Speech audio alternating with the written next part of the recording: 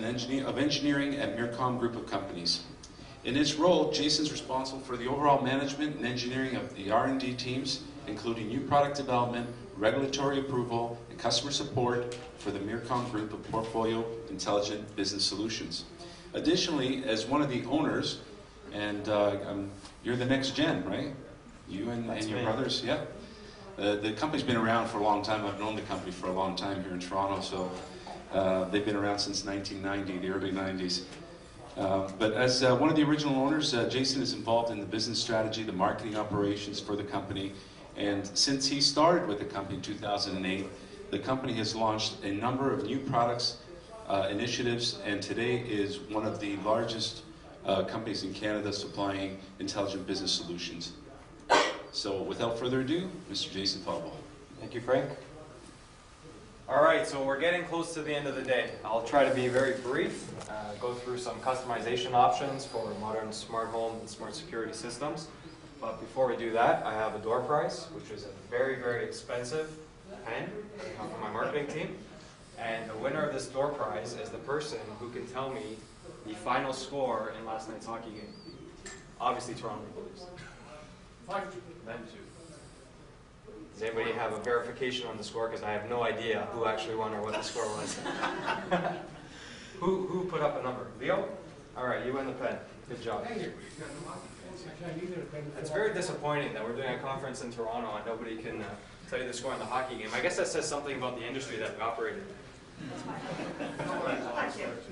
5-2? 4? Toronto. Awesome. Go Leafs, go. All right, so a little bit about myself and quickly about my company. We are a large Canadian design manufacturer of intelligent building solutions. We are best known for our fire detection and alarm products. So those little red boxes, of which I see one near the exit door to my right in this room, is a pull station, and that's probably one of the least recognized devices in the world until I tell you about it, and now you're going to see them everywhere. So have a look out for our brand name, and you'll find it across Canada and in over 97 countries around the world where we sell these solutions. So over the first 2 decades of our business, very focused on the fire alarm detection alarm side, leveraging regulatory relationships and the ability to do very reliable products. That gave us some profitability and some cash flows for which we could expand our business into the other areas up on the screen, including obviously smart home technologies, and where we now find our niche in the smart home space versus very large gorillas who we compete with, is focusing on the smart condo. So I think that's where you're going to see some new content and original content versus some of the other presentations that we've seen thus far. Quickly, for those of you who weren't around prior to the 1800s, early security systems actually utilized a variety of human beings, dogs, and passive methods such as drawbridges, moats, and other ways of protecting an emperor or a king's kingdom or local palace or area. As we moved on through the generations, around the, let's say sometime after that, before the 1850s, mechanical products were employed quite a bit, obviously using locks and bells. And what people would do is string some type of noise-making equipment outside of a door, and if somebody was opening that door in the middle of the night or they were on their own, not able to have that protection, something would signal. With the introduction of electricity, big change for the industry. And one thing that people might forget these days is that when electricity was originally introduced, there was a huge fear. And I find it kind of interesting talking about the fears we have today regarding data protection and privacy, and also the use of wireless devices and how this might impact us in the long term. Well, a lot of those fears were the same when electricity started to be used in the 1850s. So if that's any marker for us, hopefully 100 years from now, we can also look back and say, boy, weren't we silly worrying about all of those bad things that could happen, when actually what it does is enable us to develop new technology and new tools to solve very important problems in the world. Into the 2000s, and obviously made most popular when Apple introduced the iPhone, the touchscreens and the touchscreen generation now gave us the ability to fully customize these security solutions. So the best thing about the touchscreen GUI as a developer is that obviously you can modify and change that GUI over the top, over the air, for the application as the application grows over time. And I think this is also going to drive the adoption of these systems in that you don't have to get it perfect day one. Really, if you have a good scalable hardware platform, it gives you the flexibility to add the apps and add the different software over time as the customers demand it. Where we go from there, we'll discover in a little bit. And down here at the bottom, you have a little picture of the first patented burglar alarm system, which was done in Massachusetts, and the year on there is 1853. And actually, ADT, which was formed in 1874, which was an amalgamation of various district telegraph services into the American District Telegraph Service, was selling a model of this original design back in the 1870s. So they've been around for quite a long time. If you wonder why ADT Pulse, as was mentioned, is the largest provider of smart home and smart security solutions, it's probably because they've been around for almost 140 years this far. Okay, we've also seen a parallel trend in advancing networking technologies. So the original systems that I mentioned, the security systems that were using the telegraph company's wiring to promote their events, were two-wire systems. And two-wire and four-wire systems were very commonplace for hundreds of years, until finally people said, well, two's good, four's better, how about 8? So 8 was where we went to the Cat 5 and Cat 6 protocols, running over an 8-wire conductor. However, 4 of those wires aren't really used, or weren't really used, until the advent of PoE and PoE+. So some engineer sitting around somewhere said, I don't know why I have to buy these extra conductors instead of my Cat 5 cable, I might as well be able to use them for something. And the bright idea came on and said, well, for low power requirements, we can use this extra cabling within the Cat 5 connector, and that's where PoE came from. It was basically an opportunity that somebody saw, and that's going to be a theme of the presentation today. I'm trying to bring out some opportunities for you to expand your businesses and to offer customized and differentiated services in the smart home market.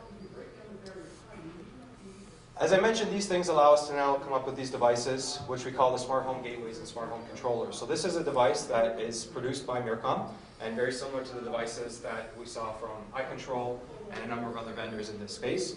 Essentially, I don't need to tell anybody in this room, what happens is you develop some hardware that lives inside a person's home or condominium or office building or what have you, and then you surface apps on that device, and you have auxiliary access to those applications through your smartphones, tablets, and mobile devices as well. The key thing that we're finding today in the emerging trend is that once you have this very powerful machine inside of the home, there are adjacencies and opportunities to make money selling additional services. So on that note, 3 of the big trends that we're working on and that we see as part of this smart home, smart condo revolution are firstly digital health, and obviously there's a huge track of people right next door that are attending multiple sessions on this, so I won't spend too much time on it. The second opportunity that we see, which might be a little bit interesting, is the cybersecurity protection. When we talk about a security system, you're not only doing burglar intrusion and perimeter protection, you're trying to secure the occupants and the users in that home against a variety of threats that may come to them.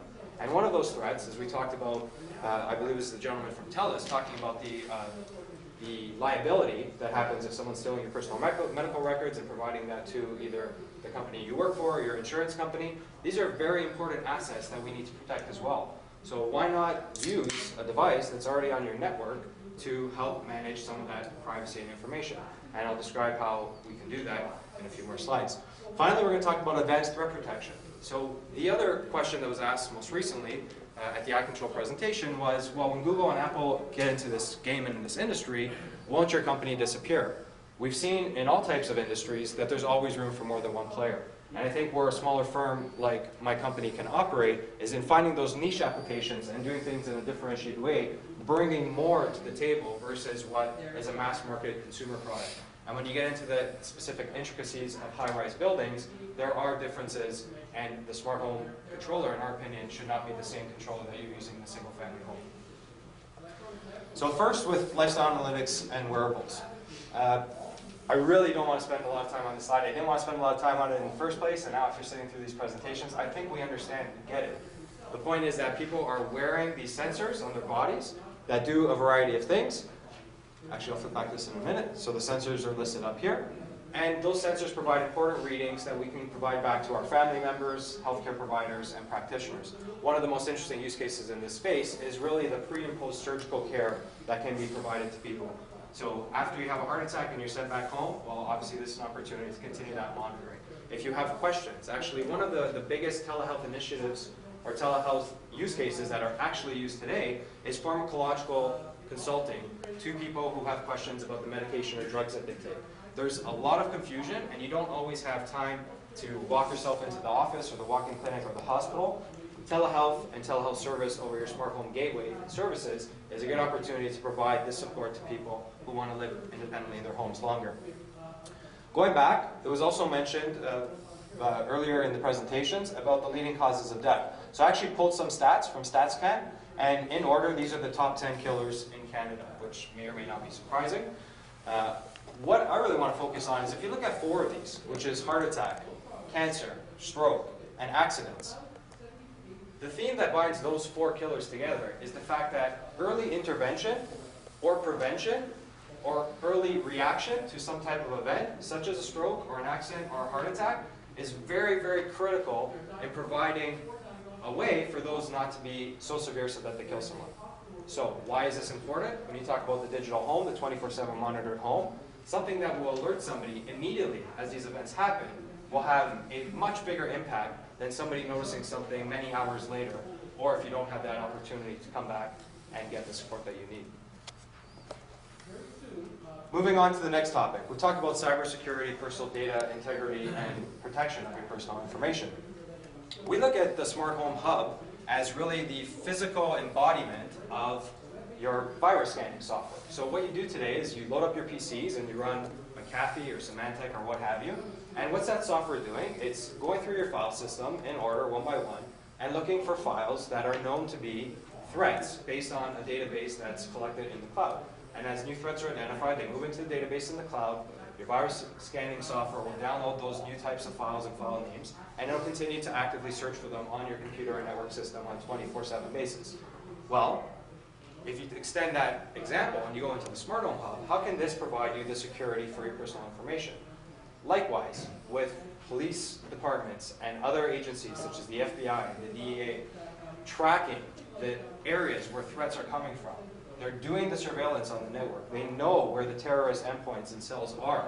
They can understand that network traffic, either passing from those locations into your home or from your home into those locations, can be an important source of information to restrict criminal activity or to prevent these types of crimes. Well, wouldn't it be a natural extension to use this smart head end on your network that's already able to monitor, filter, and analyze all the data passing through as an advanced threat detection mechanism to let you know if someone is trying to execute a phishing scam for your credit card information, or to lure your child from their bedroom, or to plant some type of information or system within your home that they would use for criminal activity in the future.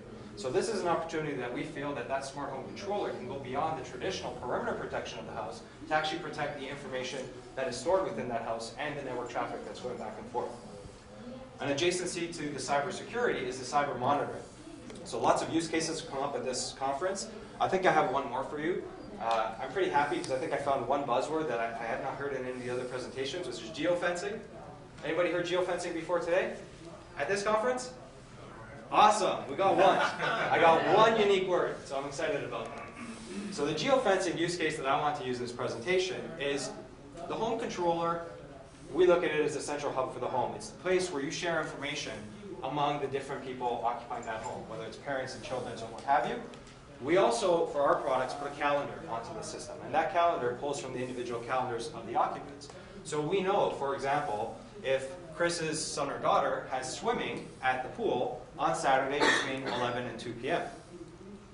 Because we know this information, and we know that they carry a smartphone with them, what we can do in our smart home security systems is provide a geofence or a virtual zone around this physical area for which we are receiving GPS coordinates back from the smartphone of that person carrying the device into that schedule. And if they either don't arrive on time or don't leave on time, or at any period of time where they're supposed to be in a specific location, go beyond that geofence that you've made a safe area for that period of time, again, it's an instant alert and notification that can come back to you. Likewise, this can be used for the aged, or people with disabilities, or people with Alzheimer's that might wander away in the middle of the night, or even your family pet who wants to wear a sensor around their collar. So if they're running away, you can track them using your smart home device. There's a lot of opportunities. When you look at the smart home security system as much more than a security system, as really the central information portal for the home, to make a new market and make new businesses that are providing services to protect people against all types of threats.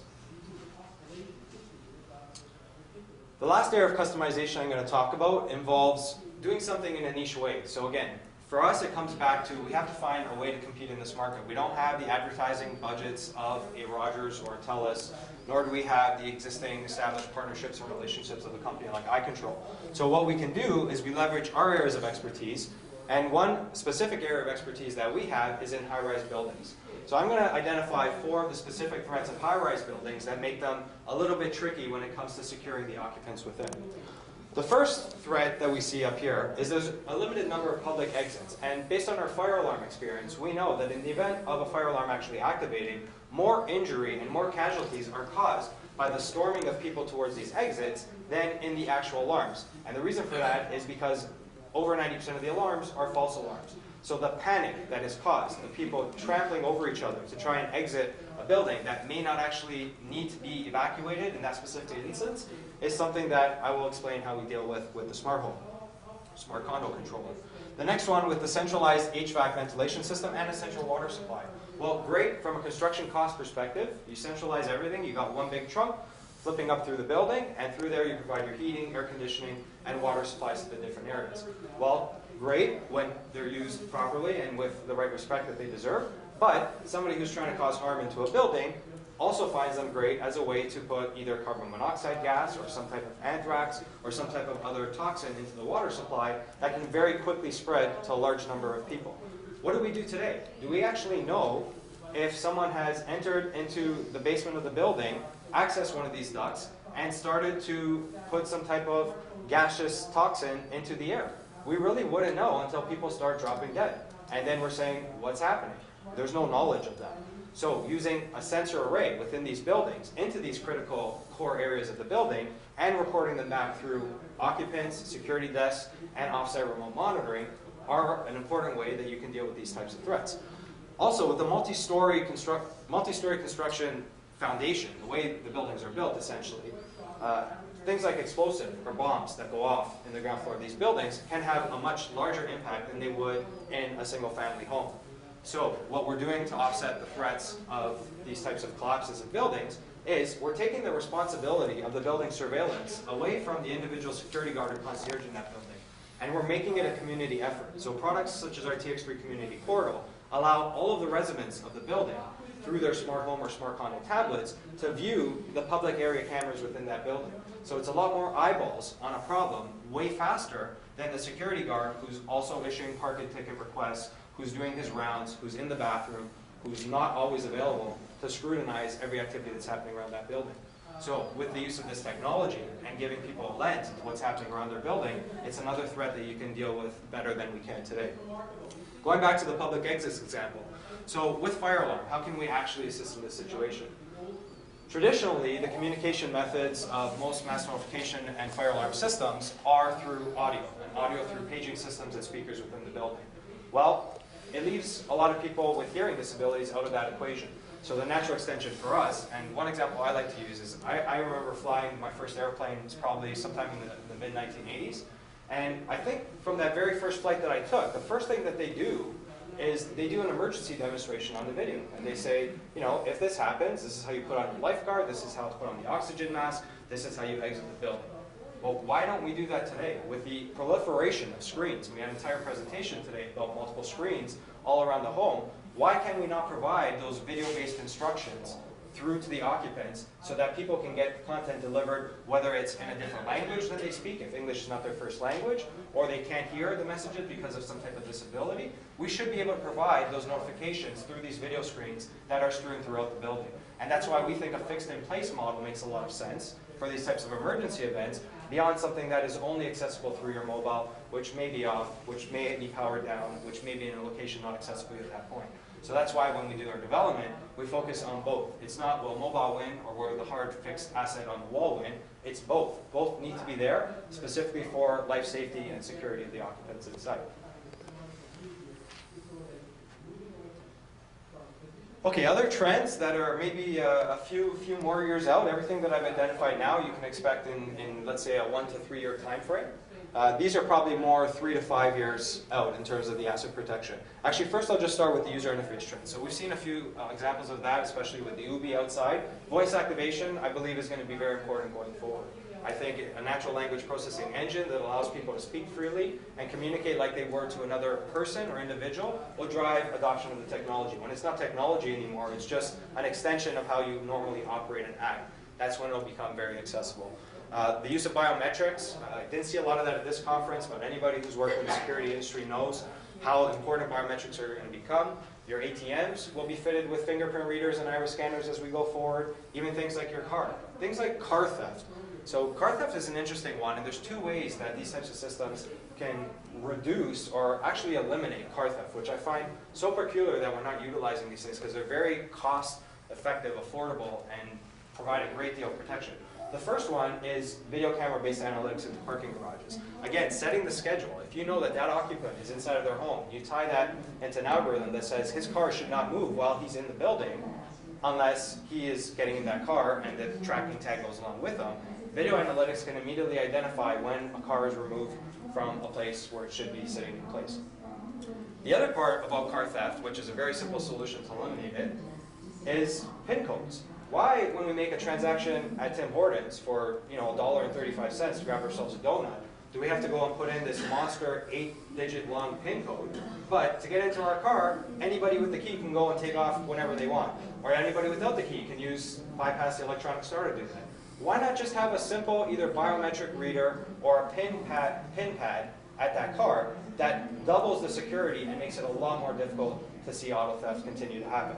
So I think these are some examples of good technology that's not applied in the right situation and simple things that cost a lot of money that can be dealt with. And imagine how much the insurers could actually then put into paying people out when they have a real emergency event if they're not dealing with people stealing cars because we didn't put the Tim Hortons PIN pad into the dashboard. A little bit strange for me, but anyways, that's why I don't work in insurance. Okay, so what are my customization key takeaways? A lot of text on here. I think the first one is really, we're at the point where we have to drive this adoption. And I don't need to tell you guys that because you're here at this conference, you understand that. But us, together, we need to go out and educate the rest of the world about what's happening in this space. Also, a lot of the fears that we have and the paranoia and the fear-mongering and saying, what about my data and how do I keep it private and secure? And what about wireless and is it going to cause these types of problems? Remember the example of electricity. People were 100 times more fearful about electricity. I know because I asked my great-great-great-great-great-great-grandparents about it, than they are about the wireless or the data protection that we need today. The solutions of the future, again, they're going to be multifunction devices based on good processing power that can be upgraded inside of the home in coordination or combination with your mobile devices that give you that access from the road. There are niche market opportunities, so if you feel like you're too small to participate in this space, or you're never going to get to that level of a Google or an Apple, one is you probably shouldn't be in business, because if you don't believe you're going there, then why are you doing it? And number two, along that way, find a niche that you can fit yourself into to bring revenues and profitability that you can continue to build on day by day. The last one is really just enjoy this. I have a great time in what I do. Sometimes people ask me what my job is, and I say, I don't really have a job, but I work at this company. I like it there because we can participate in building the future. We are the innovators in this room. Something like attending the first ever Home Connect conference is a badge of honor to each of you to recognize how important that this industry is. And I commend all of you for coming, and thank you to the organizers. Jason, just before we get into questions, if you go back a slide, you started from the bottom, but now you weren't here. So at the top, you didn't do the top part. So I'm the next one. There we go. Yes. The asset protection. You started at user interface. Oh, I missed my fun examples. Yeah. Thank you. Okay, so deploy pressure sensors. What I was talking about here is throughout your home you have fixed assets like jewelry and boxes and valuables that very easily, we saw the Sensimat outside, that same type of technology could alert you in real time to anybody removing that jewelry or that expensive crystal ball or what have you inside of your home.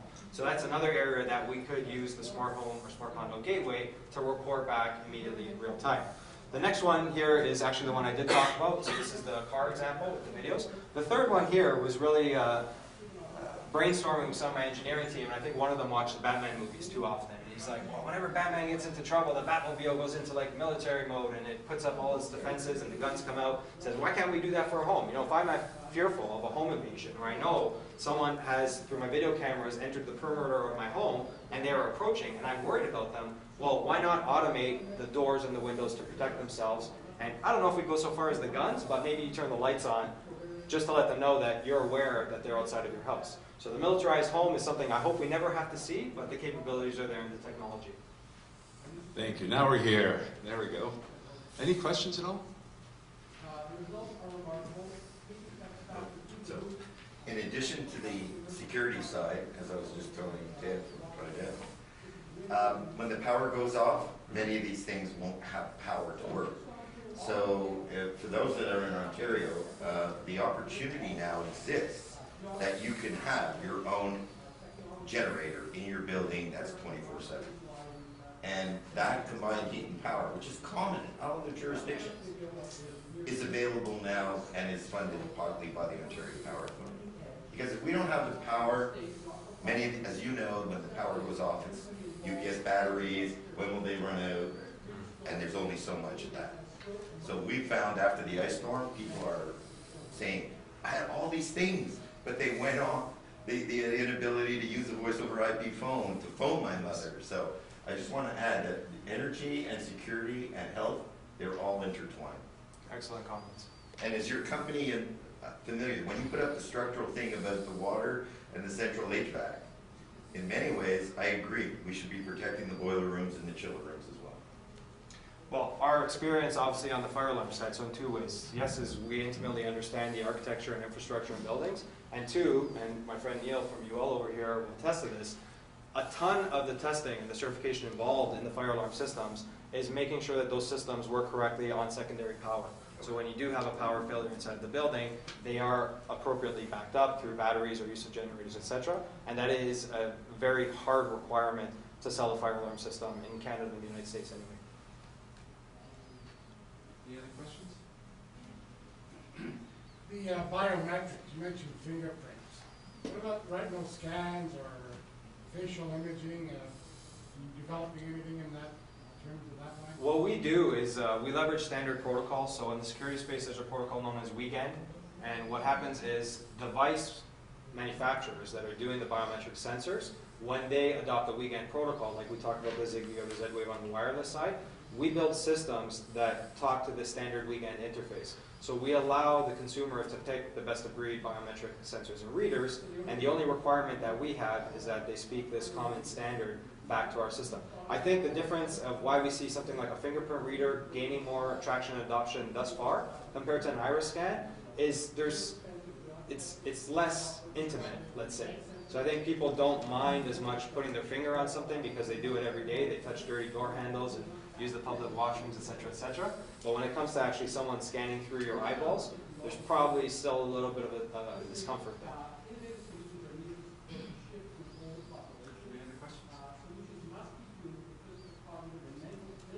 Okay. Well, Jason, as you know, it's never the easiest to go last in the day, long day of conferences, but your passion for what you do in your company was radiant in your presentation, and I'll tip my hat off to you for being the last presenter. And on behalf of the Home Connect Canada, myself and everybody here today, I want to thank you so much for spending time with us.